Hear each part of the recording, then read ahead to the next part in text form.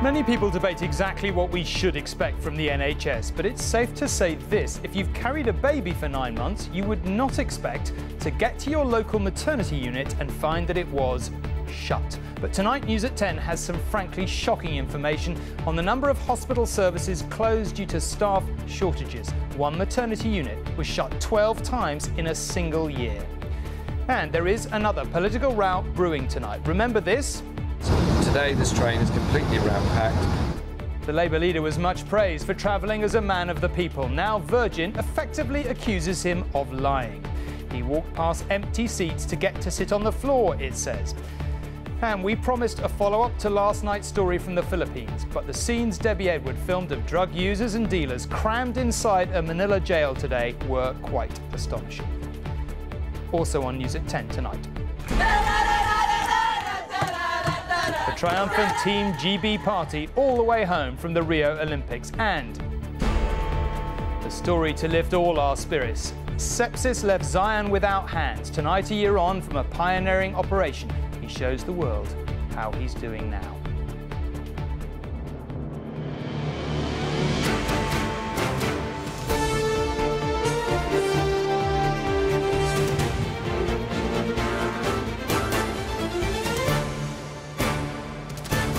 This is ITV News at 10 with Tom Bradby. Good evening. As a country, we probably do have some serious thinking to do about what the National Health Service can and cannot provide now and in the future. A growing population, longer lives, we've rehearsed the arguments many times. What we can say for sure is that until we and our politicians decide to spend more or work out a way of saying no, the NHS will be squeezed hard. And just how hard is illustrated by some new figures we have obtained. Over the past year, 16 hospital trusts in England have had to close down the likes of stroke, maternity and paediatric services due to staff shortages. The picture of what is really going on was put together by our health editor, Rachel Younger. Right across the country, our hospitals are playing a numbers game, competing for their fraction of a limited pool of doctors and nurses to keep pace with a growing number of patients and their demands. What you get is not an outcome any patient wants. ITV News has discovered some hospitals are taking drastic measures when they can't get their own staff to keep plugging the gaps. On the 18th, I did another long day. Obstetrician Reena Agarwal does that regularly, working 13 out of the last 15 days. But some shifts are still badly understaffed. I'd be in the middle of doing one thing and then I get called to do another thing and then I get called to do another thing. And I just, and you feel like you just feel very dissatisfied because you don't feel like you're giving anyone your full attention. And when you have those shifts, are you operating right at the margins of patient safety? Yeah, of course you are. Of course you are. And without enough staff to cope, ITV News has discovered more hospitals are opting for the last resort. We asked every hospital in England if they'd suspended any acute services due to shortages of doctors and nurses in the past year. Of the 112 who responded, 16 said they had, on some occasions repeatedly. Among them, Airedale NHS Trust, which suspended maternity services 11 times in 12 months. East Cheshire, which suspended its maternity service twice and paediatric services 19 times. And the Princess Alexandra in Essex, where the stroke unit hasn't opened since April. It also includes Chorley Hospital, whose decision to downgrade its A&E has meant more patients at Preston, where Joy, who has cancer, waited for 5 hours. I just wanted to die, to be quite honest. She asked me, am I dying, Mary?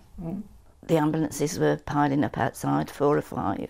They couldn't even get into the corridor because the corridor was absolutely packed with trolleys. That's not many. How many beds? No, because I've got 20 beds. But even hospitals who have kept services open say it's getting increasingly tough to find enough staff. It can take literally hours of our HR colleagues and our managers working together, working with the people that provide agency doctors and agency nurses, hours each day just trying to make these rotas safe. No hospital wants to put its patients at risk. But if there aren't enough staff to go round, providing safe care is going to require some very tough decisions. And Rachel is here with me now. Rachel, I guess first we better ask for what reaction you may or may not have had from the government. Yeah, and that's quite an interesting one, because you'll remember during the junior doctors' dispute, we heard again and again from the Department of Health that there wasn't a problem with understaffing. They kept giving us the figure that there were 25,000 extra doctors and nurses on the wards since 2010. Interesting, this time they didn't dispute the notion of understaffing. Difficult, of course, when we have concrete examples of this kind showing what the impact of that has been. Instead, they pointed us towards NHS Improvement, the body that regulates hospitals.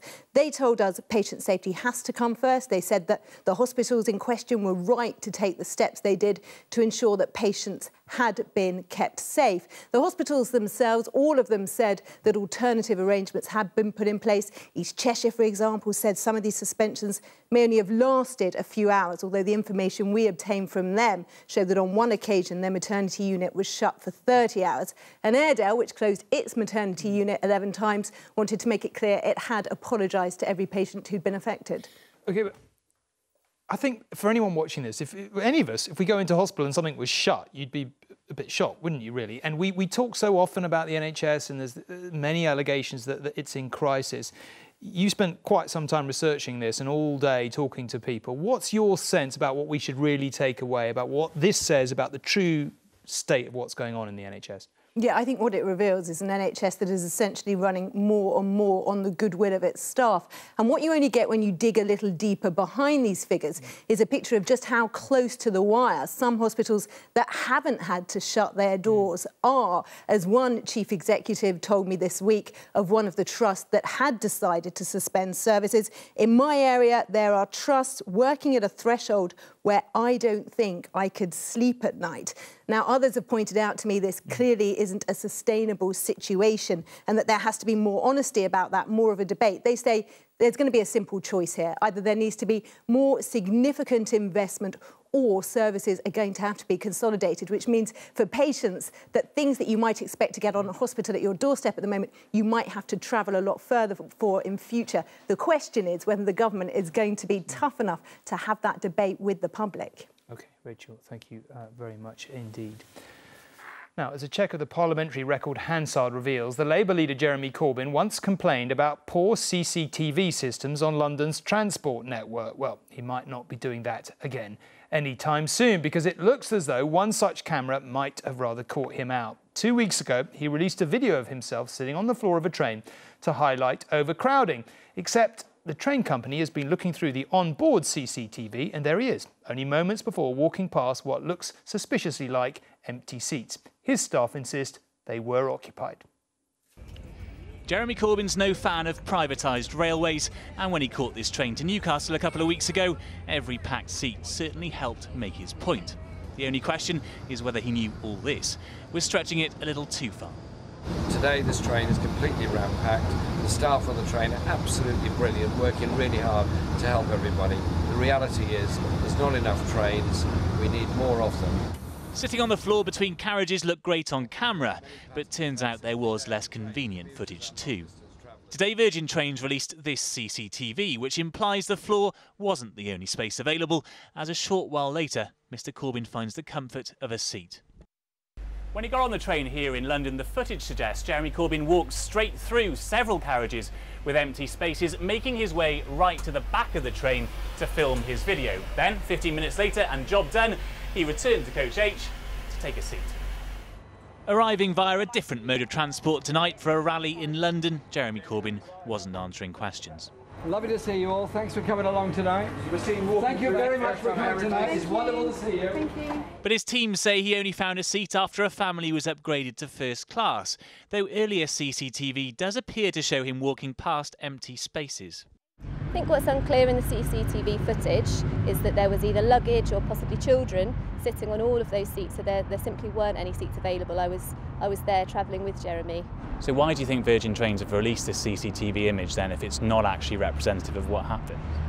I mean, that is a very good question. On the second day after the ballots for the Labour leadership election went out yesterday, lots of people are voting today, and it seems curious to me that Richard Branson and Virgin Trains, obviously, who are opposed to Jeremy's policy on public ownership of the railways, have chosen today to kind of present this skewed version of events. But Virgin Trains say we have to take issue with the idea that Mr Corbyn wasn't able to be seated on the service, as this clearly wasn't the case. We'd encourage Jeremy to book ahead next time he travels with us, both to reserve a seat and to ensure he gets our lowest fares. But Jeremy Corbyn may be paying for last week's seat for a little while longer. If he thought sitting in the aisle was bad enough, stretching the point hardly makes him look any more dignified. And Paul is here with me now. Paul, there's kind of no in-between with this. I mean, either Virgin are being a bit disingenuous at best, or Jeremy Corbyn is. You've seen all the pictures, you've watched it all day. What's your assessment of this story? I think, if anything here, we're looking at a case of exaggeration rather than sort of fabrication, Tom. If you look at the CCTV footage and the other images that we've got too, it's clear that this was a very busy train. We know that overcrowding can be a problem on our trains. We don't need Jeremy Corbyn to tell us that, really. But I think we could ask whether he chose the most advantageous position on this train to take this video, though there were other people sitting on the floor with him. You've got to ask, though, whether this really makes any difference here. I mean, his opponents say, yeah, this questions his integrity, you know, he's a man who promised honest politics, but actually a lot of his supporters already feel his integrity is unquestionable anyway, and the fact that he's taking on a big private company like Virgin Trains, for them will just be an extra bonus, really. In fact, tomorrow he's railing against privatisation again in the NHS. So I think ultimately whether you believe Jeremy Corbyn or Virgin Trains here will largely come down to the kind of judgments he made about Jeremy Corbyn long before he took that 10 o'clock to Newcastle. OK, Paul, that's very clear. Thank you very much indeed. Now, if you were watching last night's News at 10, you will not have forgotten Debbie Edwards' disturbing report from the Philippines on the brutal, but it has to be said, popular crackdown on drugs by its new president. Put simply, President Duterte is allowing police, even vigilantes, to more or less openly murder drug addicts and dealers. So perhaps no surprise then that tens of thousands of addicts, nearly 700,000 in fact, have chosen to give themselves up or go to jail. A no-brainer, you might think, death or jail, an easy choice. But not so easy perhaps once you see what life is like inside. At the notorious Quezon City jail, they sing about their daily routine.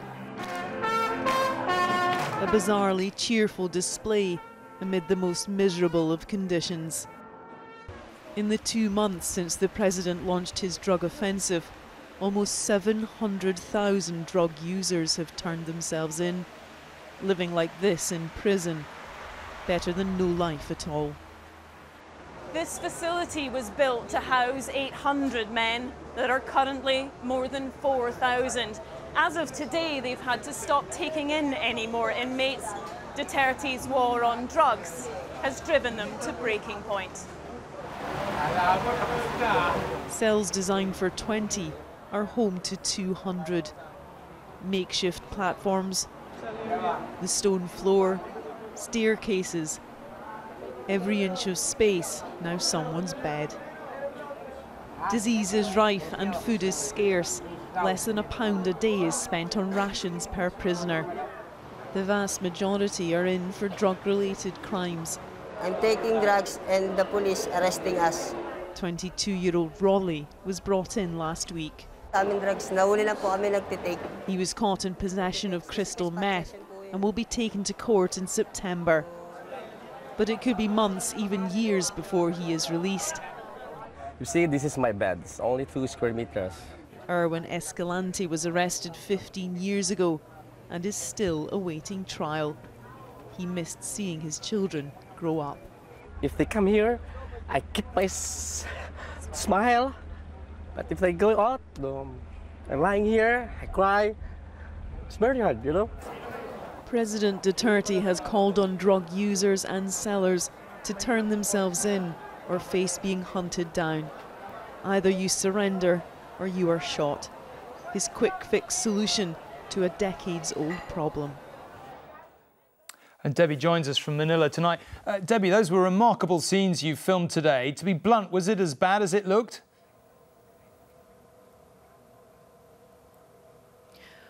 Well, I don't think many of the men in there, Tom, feel like they had a choice. It's remarkable to hear them describe prison as a safe haven, but that's exactly what it's become in this war on drugs being waged by President Rodrigo Duterte. And one of the first things that hits you when you walk in one of those cell boxes is the heat and a smell of damp. And then, of course, you notice prisoners everywhere, men above your head, at your feet, 200 men in a cell designed to hold just 20. But it wasn't until this weekend, when they hit 5 times capacity, that the warden was able to successfully appeal to a local judge to stop them getting any more inmates. In recent weeks, they have been getting up to 60, 70 new inmates a day. That's those drug users and sellers who've been surrendering to police.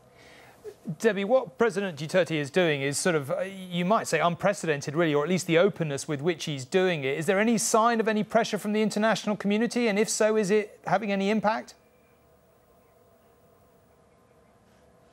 Well, just 2 days ago, of course, we saw him threatening to leave the United Nations after they criticised his approach to drugs and crimes. This is not a man who's going to conform to the usual conventions of a world leader. Even when his own Chief Justice demanded proper arrest warrants for these drug suspects, he raised the spectre of martial law. But he is hugely popular with the people here in the Philippines. I've heard him described as the saviour of the country, a president finally tough enough to tackle the problem of drugs that has blighted many millions of lives here for several decades.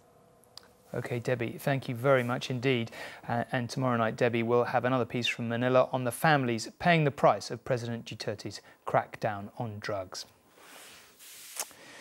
Now, in homes, sports centres, even perish the thought pubs. Some of the 130 Olympic medals won in 67 events were shown off this evening to the families and friends of Team GB athletes. The plane flying them and their excess baggage back from Rio landed at Heathrow Airport this morning. There had been a bit of a party on board. The noisiest part of the plane, apparently, was where the women's hockey team was sitting, just saying. And then there were hugs of homecoming.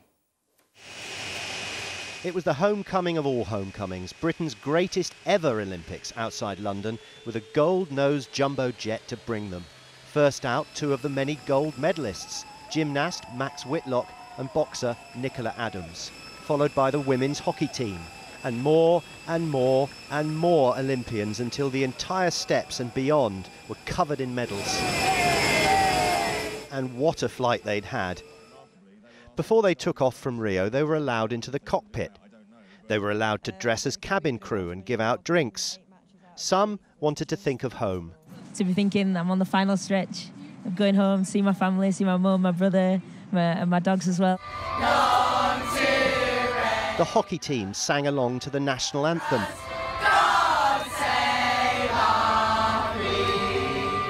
And then a rendition of a familiar sporting chant they'd adopted.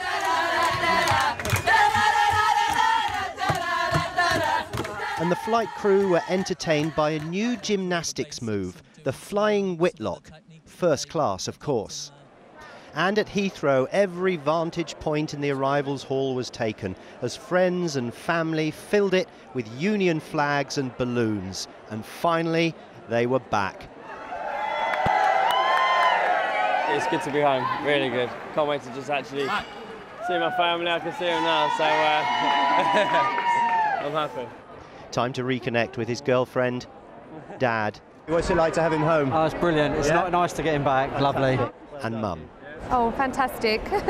Amazing. I just want to get him home now, yeah. Get him home. Keep him safe. Thank you very much. Thank you. So Team GB's athletes are finally home. They've had a rousing reception. People have been here for hours waiting for them. And no wonder. It's the most successful games Britain has had in the modern era. So now what? Well, some are getting married. My mum has done a lot of the planning, and Heather's one of my bridesmaids, so she hasn't done any of it. Did the hen do in Rio? Yeah, we had a good hen do in Rio. Yeah, I mean, what a place for a hen do. We did a samba lesson, and we had a great time. And some are hardly having a rest at all. So I'm 3/4 away for the World Series, so I've got 2 more races to go, and then it's the end of the year, so mid-September I'll have a rest. How about yourself? Yeah, I've got a few races coming up in the next few weeks, and then a rest. But there was one gold medalist who needed to make a speedy getaway.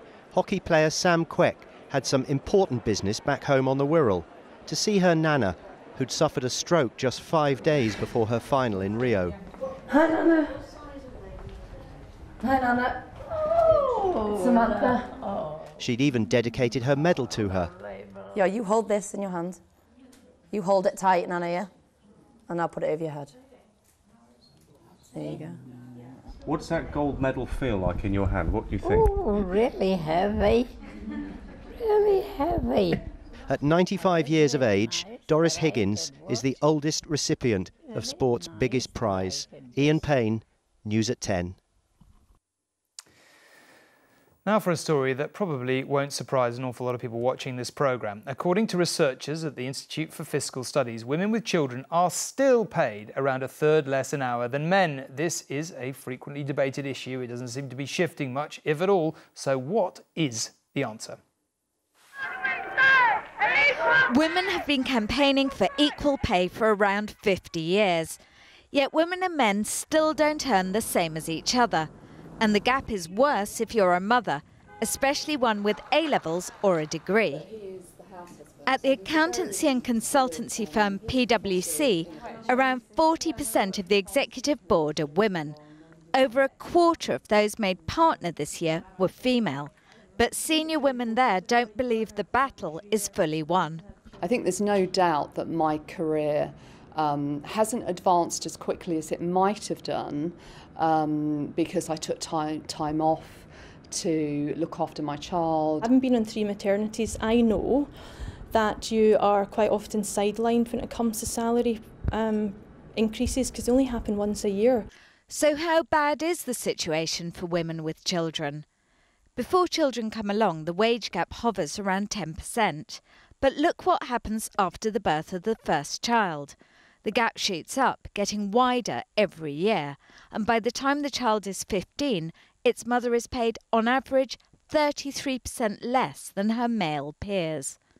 Is it fair that taking time out of the workplace comes at such a high cost?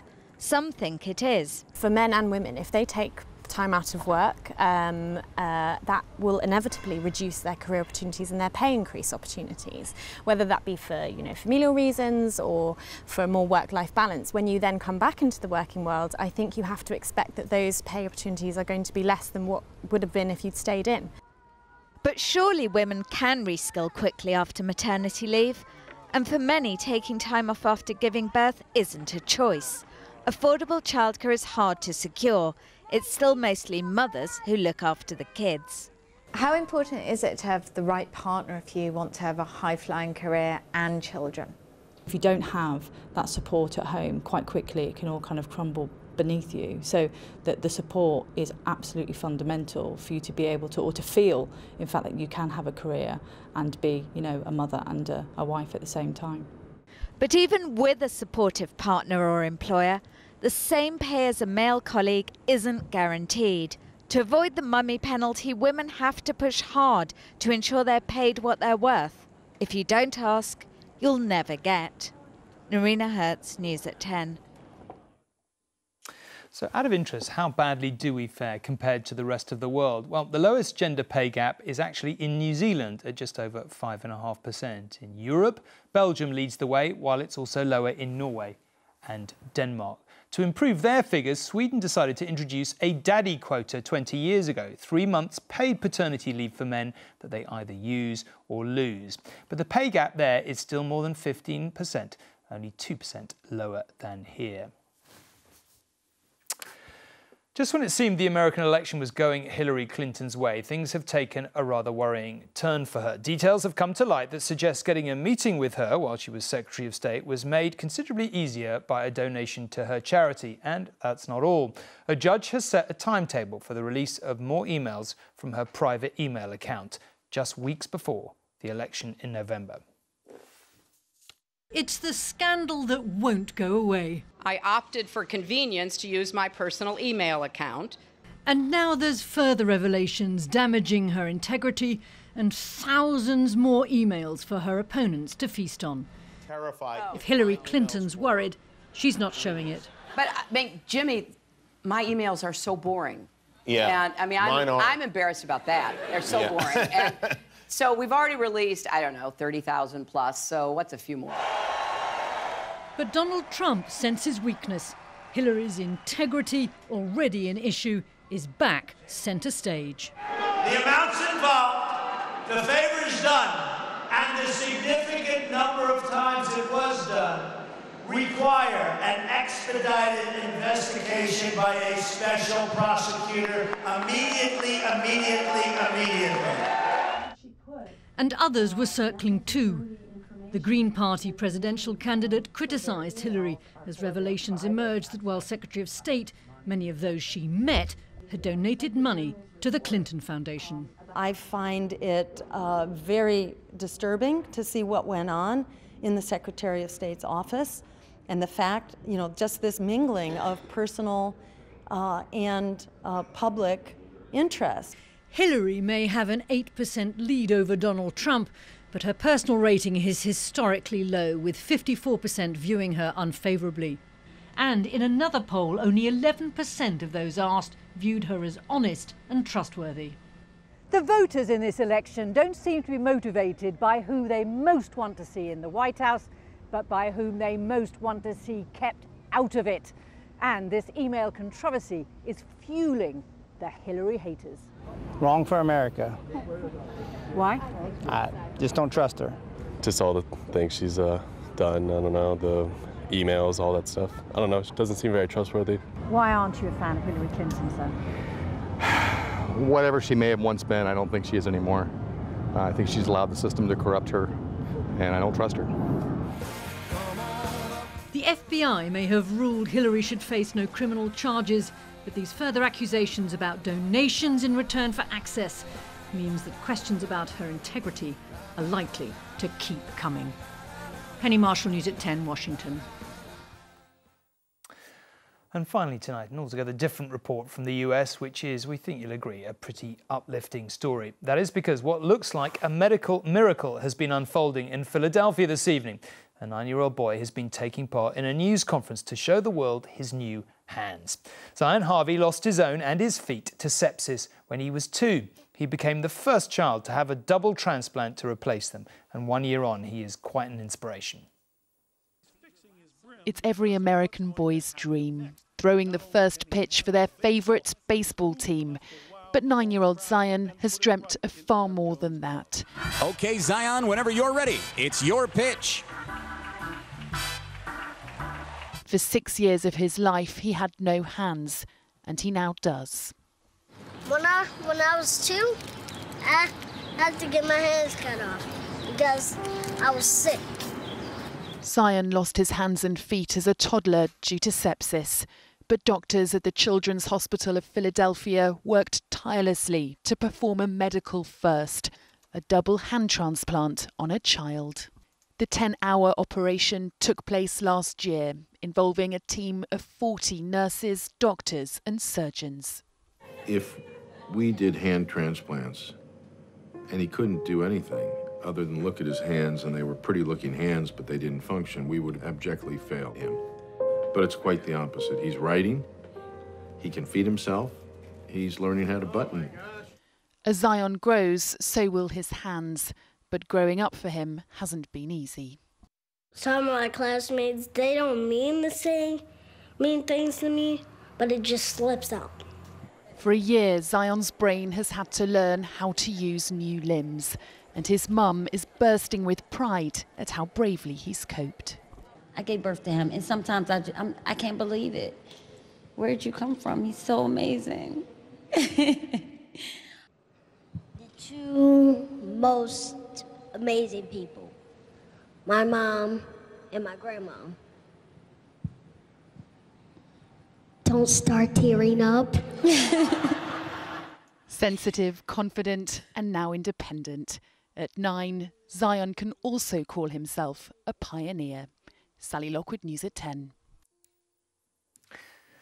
Don't start tearing up. It's kind of hard not to, in the science is absolutely amazing. Anyway, time for a look at what might be making the headlines tomorrow. There will be news of a new Earth-sized planet in another solar system far, far away. The precise details will be coming out tomorrow evening, and MPs will call for a ban on microbeads that are put in hand washes or toothpaste to make them work better. They are apparently building up in oceans across the world and damaging wildlife. That's all tomorrow, but that's it for tonight. And thank you very much for watching.